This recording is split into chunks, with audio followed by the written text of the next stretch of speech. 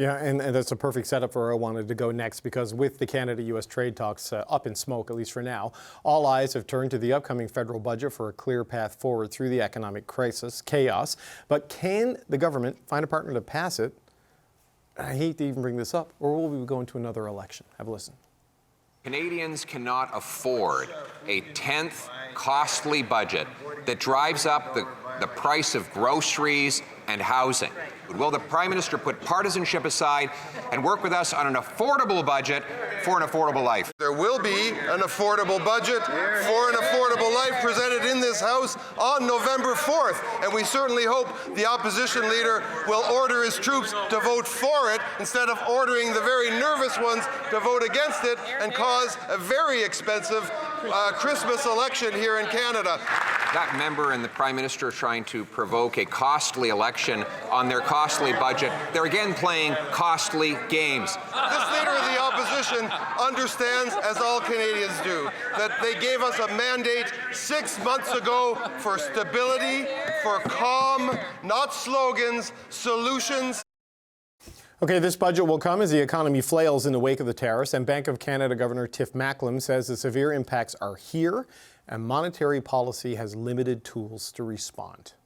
U.S. trade policy remains unpredictable, as events over the weekend reminded us. There continues to be considerable uncertainty both about U.S. tariffs and their impacts. The range of possible outcomes is wider than usual. We need to be humble about our forecasts. If the outlook changes, we are prepared to respond. Okay, Tim, I want to start with you on this. I mean, Tiff Macklem, it was a pretty bleak assessment of where things are. It's not like a cyclical slowdown. This is structural damage, structural change, and interest rates can't help steel. They can't help auto. You can cut them to zero, and it's not going to offset it. This is a pretty dark forecast from the central bank here. Dark, but also should be illuminating to many at the moment as the saber rattling happens around elections. Like, we do need a period of stability. Look, democracy, it's important. Elections happen, all of those things, and maybe we have one. We have an accidental election because it doesn't feel like it's one that's going to be deliberately contrived by either the government or the opposition, and accidental elections do happen, a la 1980. But look, I think there was a lot of words on election night from all of the parties about needing to work together into the best interests, for the best interests of Canada. That still holds true right now, and part of that means giving some Canada its own form of stability through until next spring, perhaps.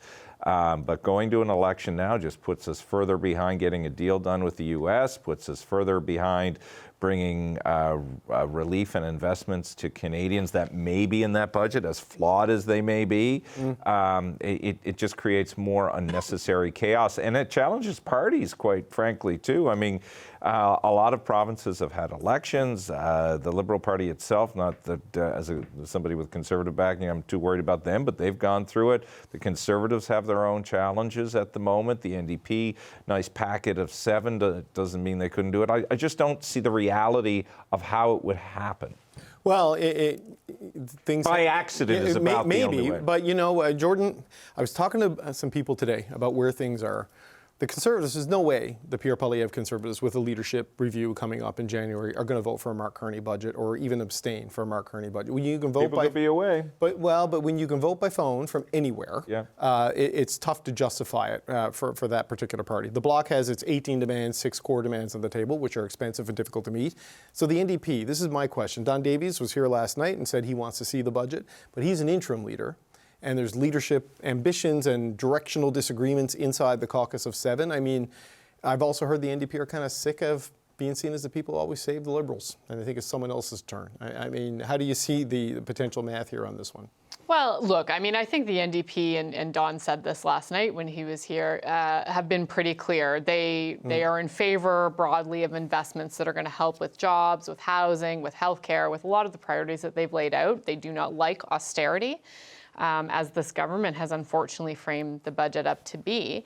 And so that's sort of their parameters. And I think that waiting to see what's actually in the budget is a move to be recommended to all parties, actually.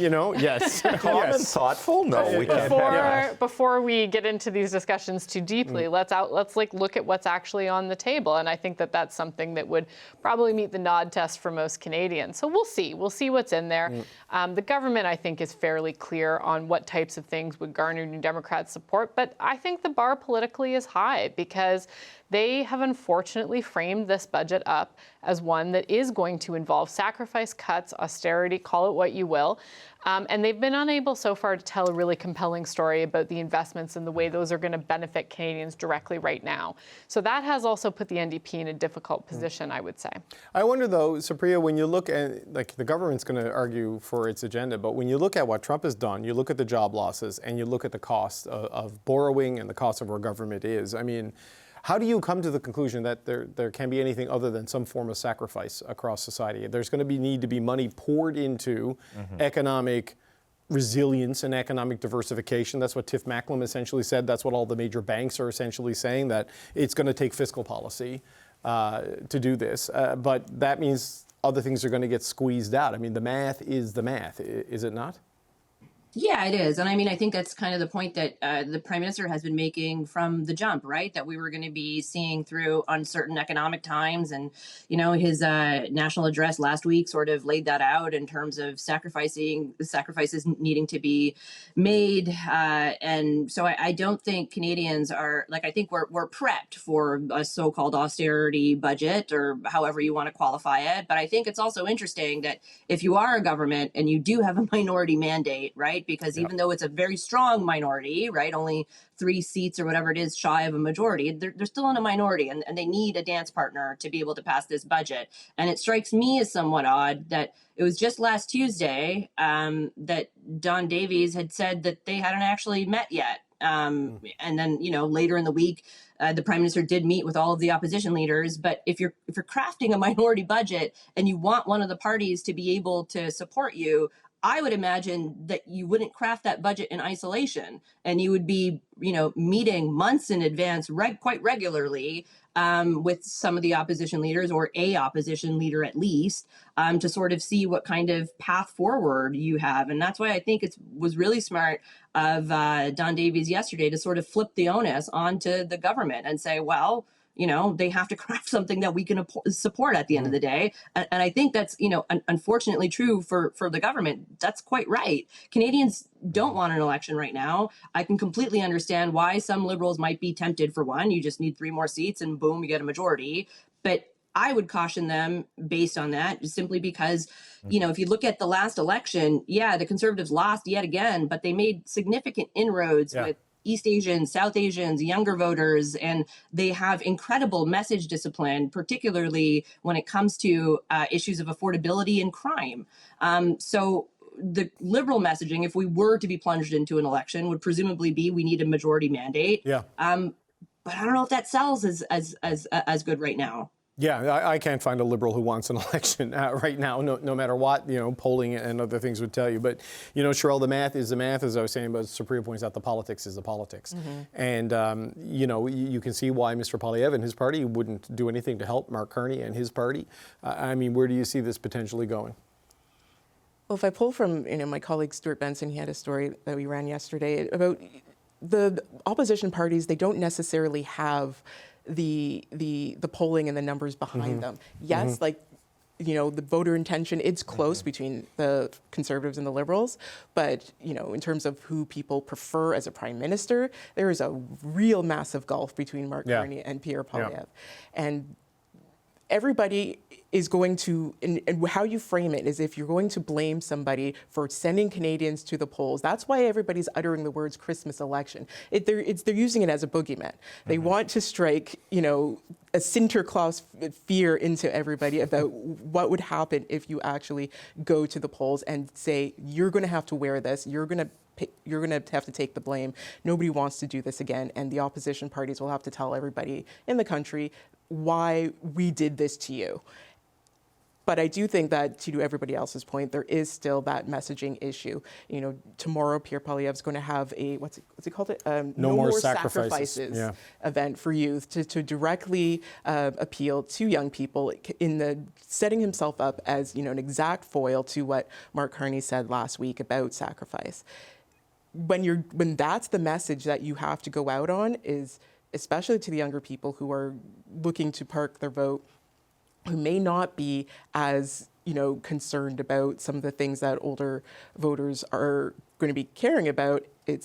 This is a government, this Liberal government is telling you specifically that your life is going to be more difficult. Your life is going to be harder. You have to sacrifice because of choices that everybody else older than you made. Yeah, it is going to be an interesting, Tim, the battle of the narratives here, because, one, just as a little detail, the election rebates don't come till January, maybe February, so that may affect. That's important, though. That matters for especially the NDP and the Bloc to a degree, maybe not the Conservatives or the Liberals right now. But the competing narratives on this, we played that clip of the back and forth between Pierre Poilievre and Stephen McKinnon. The Conservatives are arguing for an affordability budget. They want the deficit way down. They want spending reined way in. But you heard the Bank of Canada, right, saying you got to spend, or to help. It is counter-cyclical, in terms of what they're arguing for and what the banks and the central bank are recommending right now. But it goes back to the point Sherelle made and you made earlier about their Spree made about the NDP. They're making the government make the case, right? And Carney is going to come with something that enough of the opposition, they may not vote for it, but they're equally going to be in a difficult place if they were to go out on the hustings and explain, why did you vote against this? Why did you vote against this? This is very reminiscent of what happened in some of the early Harper governments when they were getting their feed of the saber rattling and the gamesmanship that happened. And whoa, lo and behold, also all of a sudden polls would appear saying 85% of Canadians don't want an election. And if the election happened, they blame it squarely on the Liberals in the day. I suspect we're about to see all of those polls come to the fore at the moment. So I think other forces are going to put this in a place where, unless there is clearly some clumsiness in the management of Parliament, that a way will be found to go forward. Because I really do not think the Canadian public, and yes, when we're in elections, there's lots of data to show that we don't care, that we don't like we went into it, but we have to live with it. But I don't think they are going to be kind to those who put them in this particular place, particularly if they're in Ontario, where they've had an election, in our province, Newfoundland and Labrador, where this would be the fourth election. There have been this year. There are other jurisdictions that have had elections this year. People are tired. And the last point in all of this, if you're the Conservatives, the NDP, or the Bloc, less so for the Bloc, if you want to take advantage of this, you got to have motivated workers and people that are going to go out there and do this. People are tired. The ground troops are tired. So all of that is in the back there.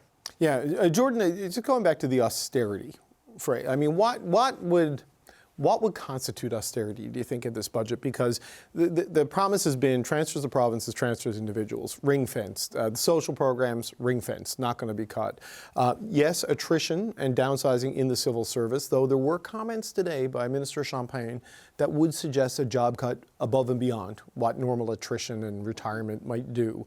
What would the threshold have to be, do you think, for the NDP, for them to say, we're out? Well, we're going to have to see. But look, here's what I'll say, is that we have a prime minister who did not run on a massive ramp up of defense spending and committed to it, who did not run on significant cuts to the public service and committed to it, and has not, in fact, delivered on the elbows up promise that he made to Canadians during the election.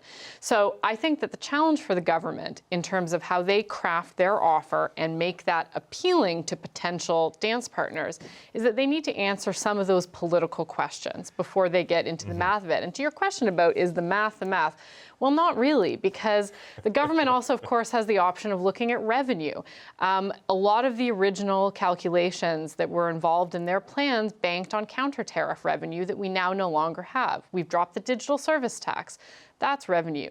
The Carney government put forward a tax cut that, by the way, did overwhelmingly benefit wealthier households that nobody asked for and that everyone has already forgotten. So these things are also constraining the choices that the government has going forward, and those are choices of their own making. So it is up to them to figure out if their budget is going to meet the test of Canadians. And it's not just about, are they talking about growing the economy and making it more independent from the United States? Because if you're a Canadian who doesn't feel like you're getting a fair share of this economy, that message is not going to be enough for you. So they have to deal also with some of those equality measures within those offerings if they're going to be successful. But just how do they do that with the way the economy is? Like, I take your point. They've cut like 5 taxes since the capital gains inclusion gone, DST gone, carbon tax gone, and the income tax cut, which was billions of dollars out of your revenue stream. So that widened that challenge, and these stacked the defense spending on top of it. But now the economic situation has gotten so much more severe than even it was contemplated, I think, in the election. So things have changed pretty dramatically for whoever would have been prime minister, no matter what they ran on, I guess is what I'm grappling with. Like, how do you craft something that satisfies the political demands while dealing with the economic reality? Well, I think the political demands that they're hearing from the opposition, there are some common threads through all of them. They want things that are going to tackle the affordability crisis. They want to deal with the housing crisis. They want to deal with the precarity and the insecurity that people are feeling at an economic level on things like housing. So I actually don't think it's that complicated to meet some of those tests. The challenge for the government is that a lot of the measures that they've put forward to date are very long-term. They're very distant in terms of the impact that they're going to feel. And when you're putting forward a plan that relies on taking public money and putting it into a lot of private projects, there is going to be a gap there. You got to figure out how you're going to tell Canadians that not only are they getting value for money, but that they're going to see some benefit in their lives immediately on some of these things. Yeah, that's the circle they need to square. Yeah, the long-term stuff. When the Prime Minister talks about moving at a speed, we thought it was impossable. That's like still 8 to 10 year horizons on a lot of things, right? Not like 8 to 10 weeks. Okay, we're out of time. I want to thank you all. Supriya Dwivedi, Sherelle Evelyn, Tim Powers, and Jordan Leitnitz.